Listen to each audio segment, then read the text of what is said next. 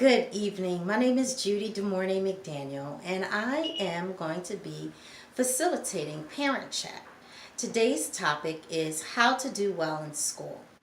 Many of you have asked, how can you actually help your child in school and helping them to obtain good grades?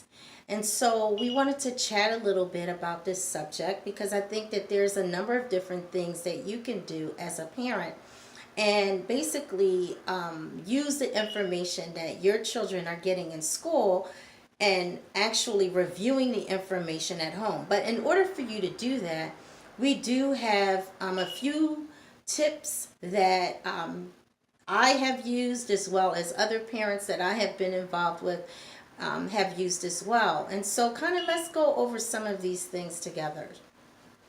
Number one, it's important that you and your child or children have a discussion prior to the school year starting. And so by that, what I mean is it's important that you actually take the time to understand the classes that your child is going to be taking for the academic school year. Know who your teachers are. Figure out how you want them to communicate with you in the event that there are some challenges. And always be ahead of the game as it pertains to the subjects that your children are going to be taking for that academic school year. So with that being said, number one, you want to always make sure that you have all of the necessary materials all the time. So if you are taking a math class, or your child is taking a math class, you want to make sure that they have all of their materials. You want to make sure that they have their books. You want to make sure that they have pencils. You want to make sure that they have a calculator. You want to make sure that they have a ruler. Any materials that is required for that particular class, you want to make sure that they have all of them. The second thing is you want to help your child to be organized. It is so challenging at times for our children to learn how to be organized. And so you may want to think about what is the best way that you can help your child be organized. So here are some examples. You may decide that you want to keep a calendar.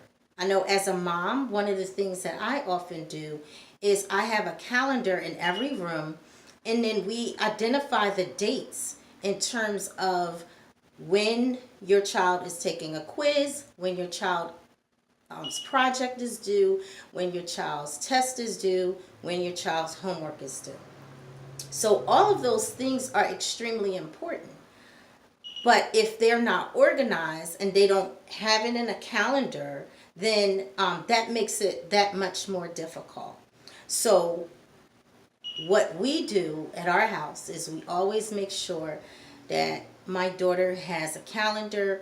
We go over all of the anticipated homework that is given by the instructor for every class, and then we organize it in our calendar.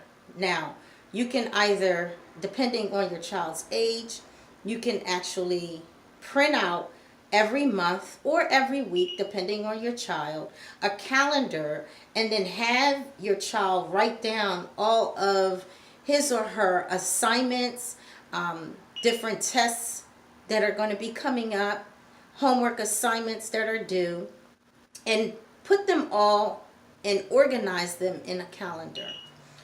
The other thing that you want to be able to do is make sure that your child goes to bed on time.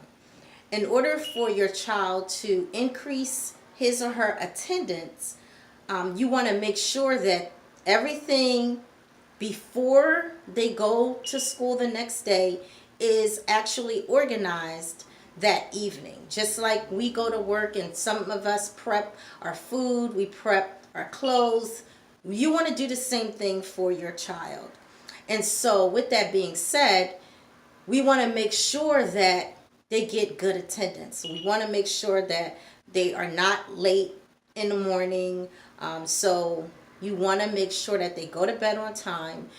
If your child is into technology, perhaps you want to have a time in which you shut everything down. And all of these things help to increase your child's attendance, and making sure also that they eat properly, that they get enough rest, so that they can, in fact, do well in school by making sure that they go to school. We also want to make sure that once your child is in school, you want to make sure that he or she learns how to take good notes. Some children literally can write down everything that their teacher is saying, and that is something that you would have to do with your child. Learn teaching them how to take notes. And there are different examples of how you can take notes, not necessarily having to write everything down, but oftentimes an instructor will tell your student or tell your child in class, I think this is important. This is something that you want to write down. So, again, important note taking is extremely important, because that actually helps them in taking a test, taking a quiz, again, being able to ask questions. So we want to make sure that your child can learn how to take good notes. With that, it also means that they have to participate in class. Some children tend to not say anything at all in class, and that's actually fine, because they're actually processing the information in which they are receiving. But every now and again, if you're, particularly for those of you who have children that are shy, you want to make sure that they actually participate in class.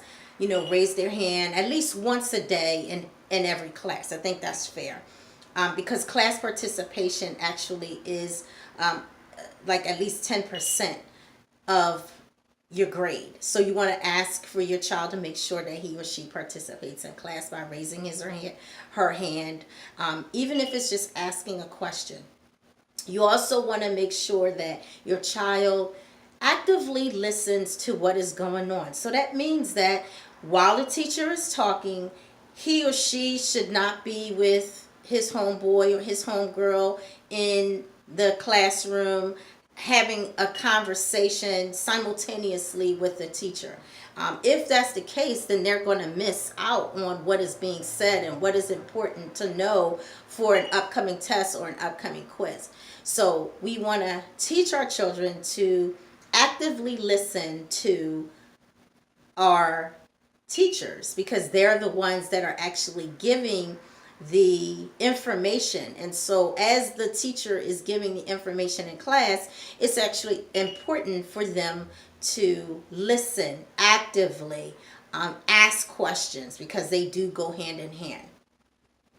The last thing that I want to share is any event that you find that your child is not doing well in school, then there's tutoring. Oftentimes it's free.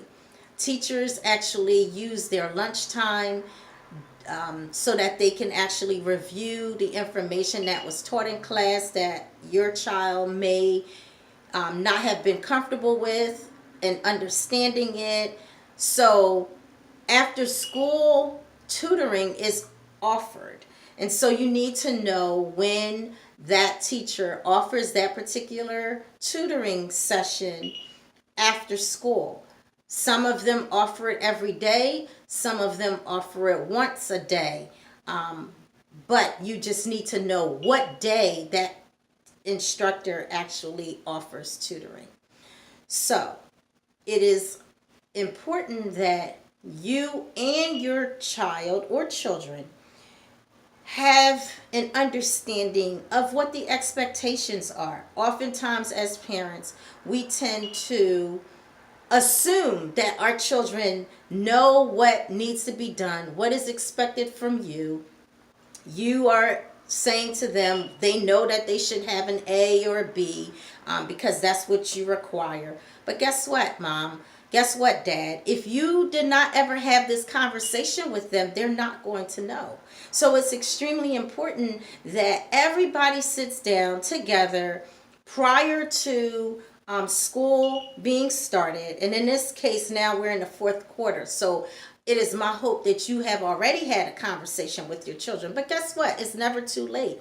Because if you find your child slipping and your child is not doing well in school right now, guess what? It is not too late. You can be proactive instead of reactive. So the idea of parents modeling and teaching the behavior in which we want them to learn, it is our responsibility as parents to help them to do well in school. So what does that mean? What does that look like? Again, I'm going to reiterate that it is important, number one, that you have a conversation with your child so that he or she knows exactly what the expectations are. Then, after you lay out the expectations, it should be a conversation where you're asking your child, could you please let me know what is your understanding of this conversation? Well, why would you want to do that? I'm glad that you asked. It's important that you have that conversation because at the end of the day, you want you and your children to always be on the same page. You want them to be able to hear it and process it the way that you gave it to them. In that way, everybody is on the same page. And the third thing, as it pertains to that, it is not a bad idea to draw up an agreement, a cooperative agreement between you and your child in terms of what the expectations are so that they know moving forward, these are not only your expectations, but their expectations as well, because they're going to sign off on this agreement, on your understanding on how to do well in school. So all children have a potential of doing well. All children have the potential of succeeding. And we have to speak those kind of things into existence so that they do know and understand that they are going to do well in school. They're going to speak it and they're going to believe it. So we are excited that as parents, we actually are their first teachers. And if we do a great job as it pertains to helping them to understand what the expectations are, that makes it that much better. So I thank you for listening, and we are going to continue this conversation. Please feel free to ask any questions that you may have. Thank you so much.